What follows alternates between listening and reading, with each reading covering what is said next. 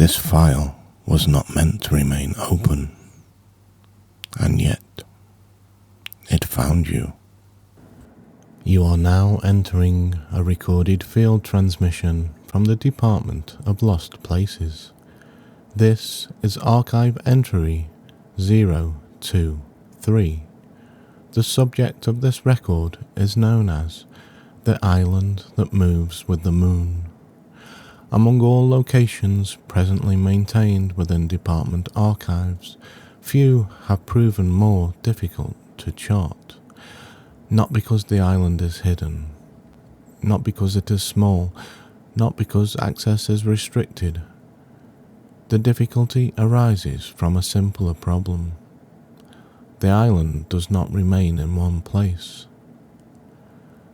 Department records concerning the island span more than a century. Throughout that time, surveyors have attempted repeatedly to determine its position. Every effort has failed. The island moves, not randomly, not unpredictably. It follows the moon. The precise nature of this relationship remains uncertain. Yet every verified observation confirms the same conclusion.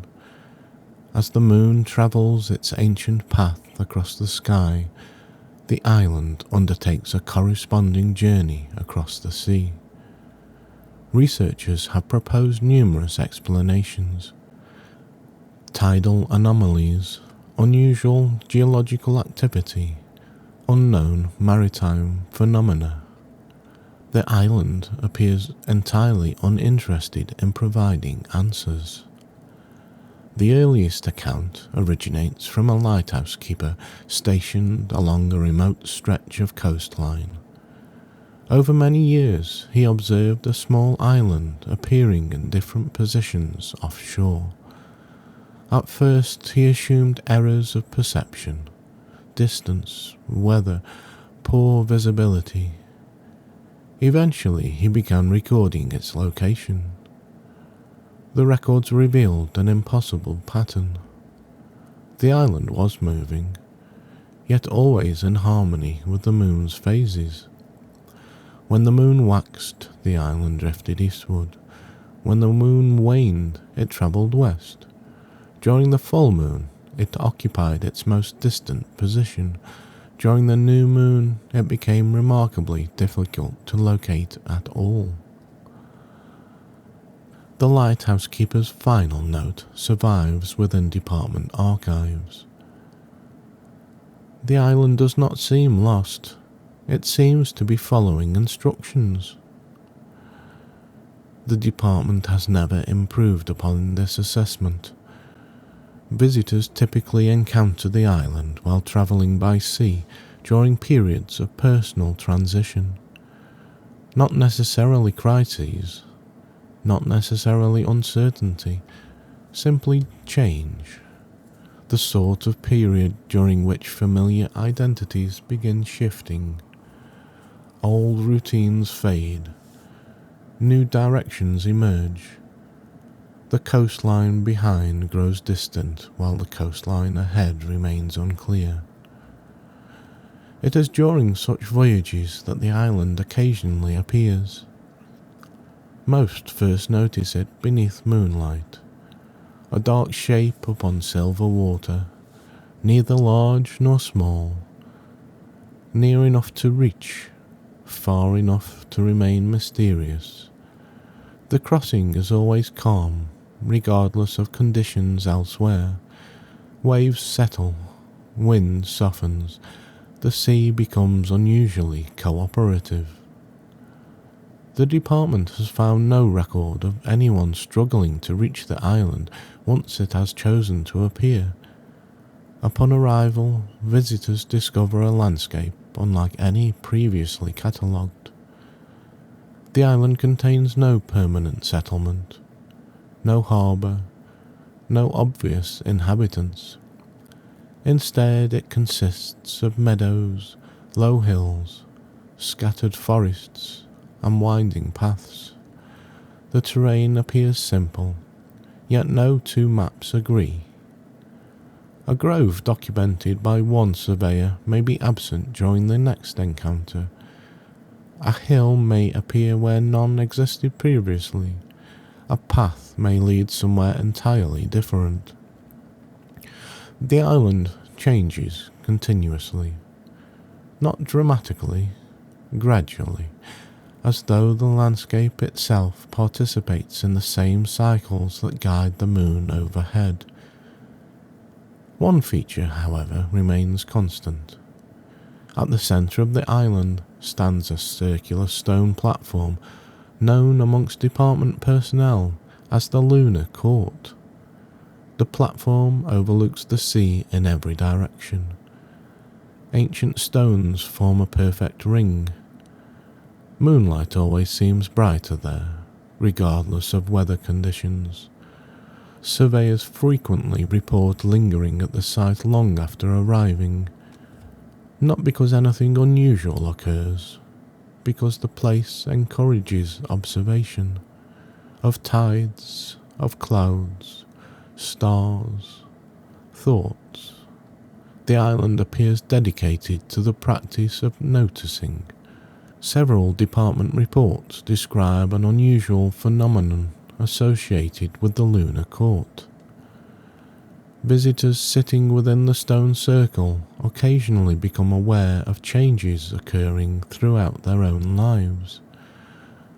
Not intellectually, visually.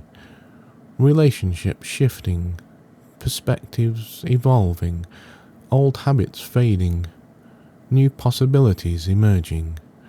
Nothing is judged, nothing is explained. The changes are simply visible. The department currently classifies these observations as symbolic manifestations, though researchers privately admit uncertainty regarding the distinction. Beyond the Lunar Court lies a region known unofficially as the Garden of Phases. Unlike conventional gardens, its appearance varies according to the moon. During the crescent moon, seedlings dominate the landscape, small beginnings, fresh growth, new arrivals. During the full moon, flowers bloom across every path. The garden reaches extraordinary abundance. Colour appears almost luminous beneath the night sky. During the waning moon, petals fall gently across the earth. Leaves drift through the air. The garden grows quieter, not diminished, reflective. Then the cycle begins again. Surveyors often leave the garden with a curious impression that endings and beginnings may be less separate than they appear. One recurring figure is occasionally encountered near the garden. Department records refer to them simply as the Moon Gardener. Descriptions vary, as they often do. Yet one conversation appears repeatedly throughout witness reports. Visitors eventually ask why the island moves. The gardener's response remains remarkably consistent. Everything moves. When pressed for clarification, the gardener typically gestures towards the sea, the moon, the clouds, the visitors themselves. The island simply chooses not to pretend otherwise. The statement has become one of the most frequently cited observations associated with the archive. At the island's north edge stands a cliff overlooking open water. From this vantage point, visitors can observe the moon's reflection stretching across the sea. Many remain there for extended periods, watching the silver pathway shimmer upon the waves. Several surveyors report the sensation that the reflection resembles a road, not leading somewhere else, leading forward. The distinction appears significant. The island does not encourage escape, it encourages participation. participation in cycles, in growth, in change, in becoming. Eventually, visitors depart. The sea remains calm. The moon continues its journey. The island slowly recedes behind them. Yet the departure reveals the location's most extraordinary characteristic.